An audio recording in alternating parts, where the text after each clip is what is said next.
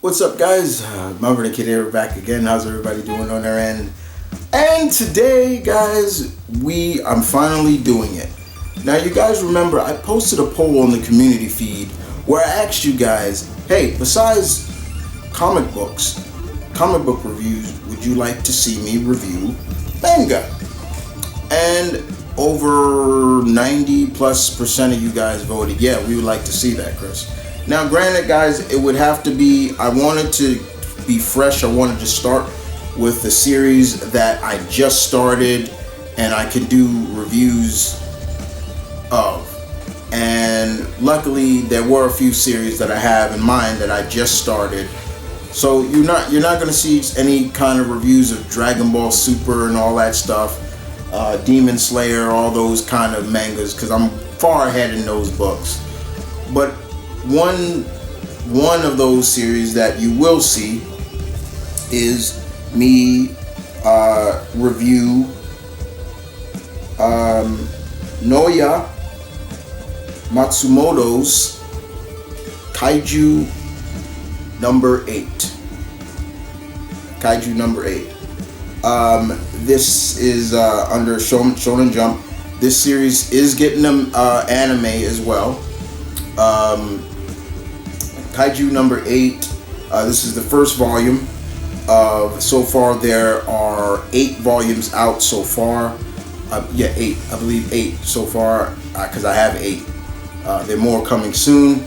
I have read 5 out of 8 of the volumes, and it's really good. So what is Kaiju No.8 about? First of all, get a look at that cover. Badass, right? Looks great, right? That's cool, right? Yeah.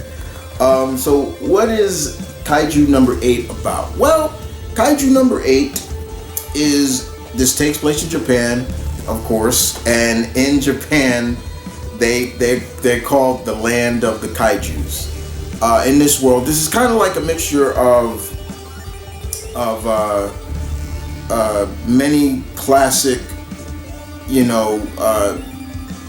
kaiju movies, as well as Pacific Rim. That's the best way. A little bit of Pacific Rim as well in it. You get a little bit of the elements of it, but not so much. And I'll get to that. So basically, in this world, kaijus have emerged. They emerge, and there's a defense force that deals with these kaijus. And Japan is really like one of the major lands that get these kaijus, and that's where you enter the Japan Defense Force, and they're a military organization that deals with kaijus. And each member of this, they are measured on their strength, and because they wear these really cool suits that measure their power in a sense. It's kind of interesting. And then, of course, you enter Kafka, who is the main protagonist. As a kid, he and his childhood friend Mina, they were always wanting to join the defense team. However, it doesn't work out that way for Kafka. He ends up not going, and he becomes basically the cleanup crew for whenever the defense force deals with the kaijus and destroy them. It's kind of, in a sense, what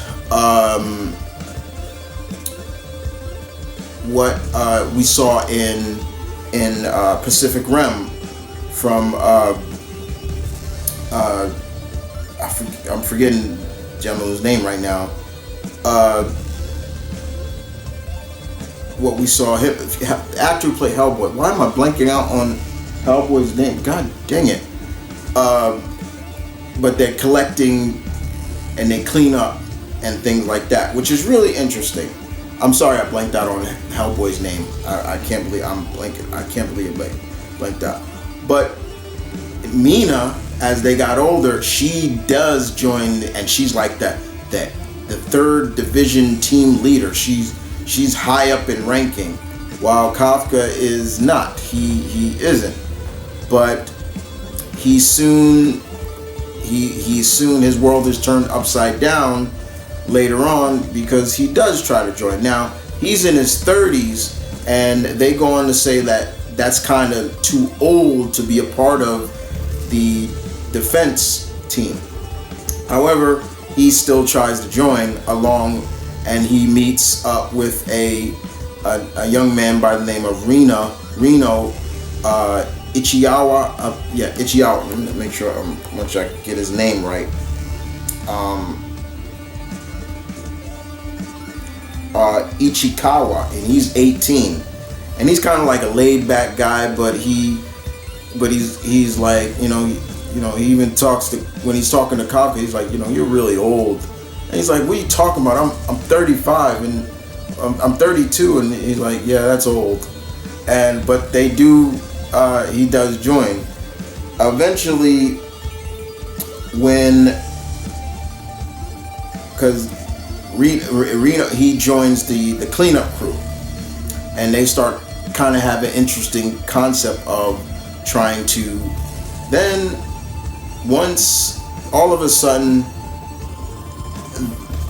later on, a creature finds Kafka, and he just buzzes around. It's like a bug, and it enters Kafka, goes through. Kafka basically swallows it because it enters his mouth, and he swallows it. And next you know, later on we see something happens to Kafka.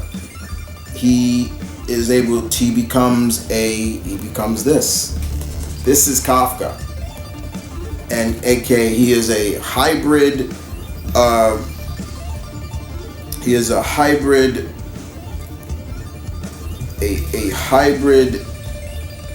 he wakes up and he's a kaiju. Here he is right here. I give you a little peek at it right here. Beautiful artwork. And he's like, what the hell happened? And Reno's like, and he's like, what? And they both like, what? And of course, Kafka has become a kaiju. And they try to keep this under wraps for a while. It keeps it a secret for some time. Eventually, they do get a trial to both join the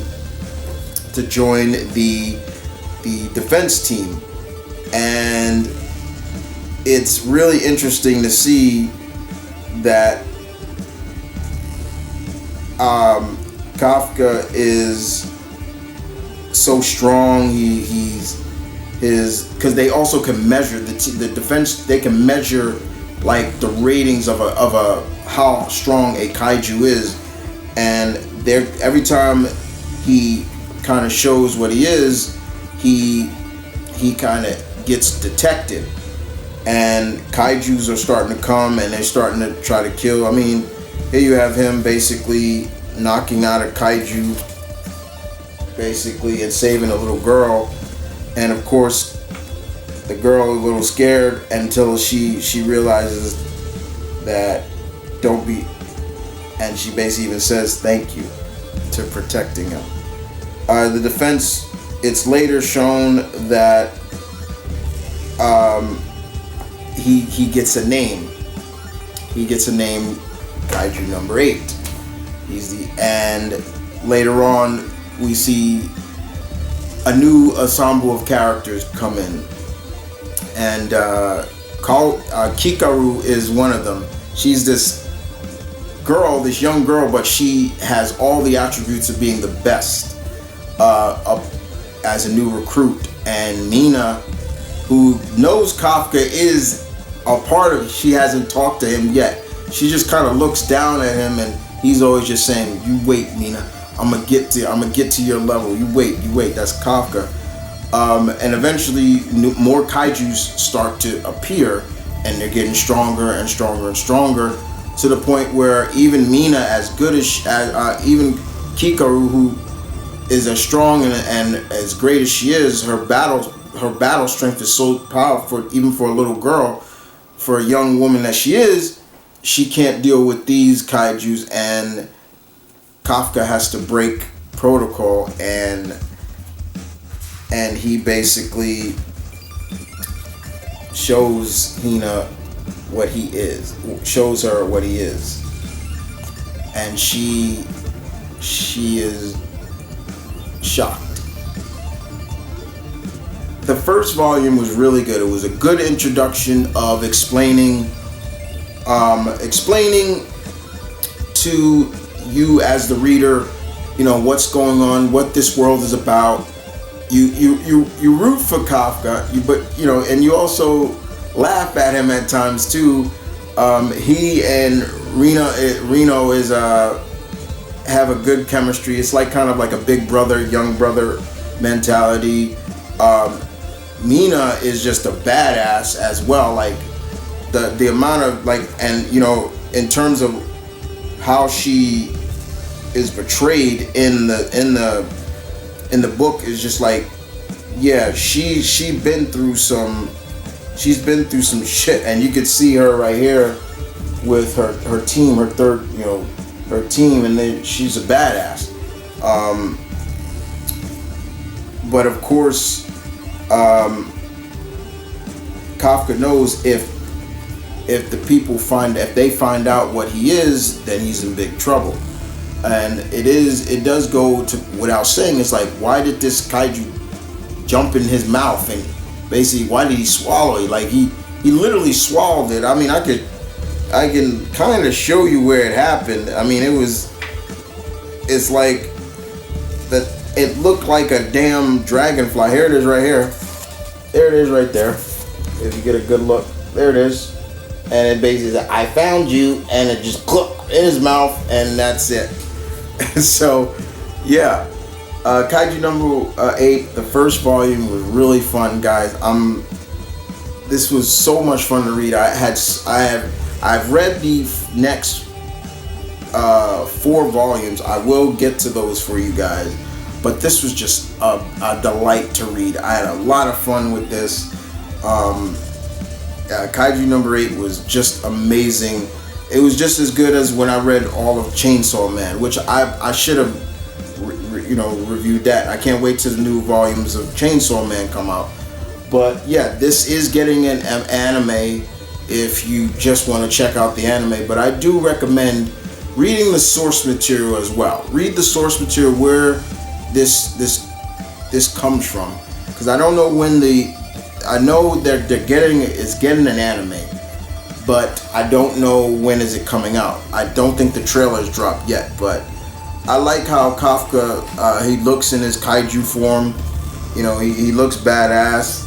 It's like a mixture. He almost looks like a Hollow from Bleach mixed with some, like a little bit of little bit of something from Ultraman and things like that. But it's really fun, and you can see the clear creativity from Mr. Matsumoto, as well as also you can see where he kind of got a little bit of creativity from. Like I said, this kind of reminds me of Godzilla, all the great kaiju movies, along with Pacific Rim. It's really fun. So I do recommend Kaiju number 8. If you have not read it, I do recommend it. It's basically, you're paying $10 for this. It's $9.99. It was really fun, and I do recommend. If you're a manga fan, check it out. Real good. I enjoyed it. I will be back, guys, for the next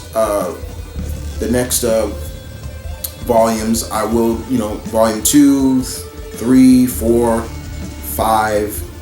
I have 8 volumes of it, so I will give a review to every book. But the first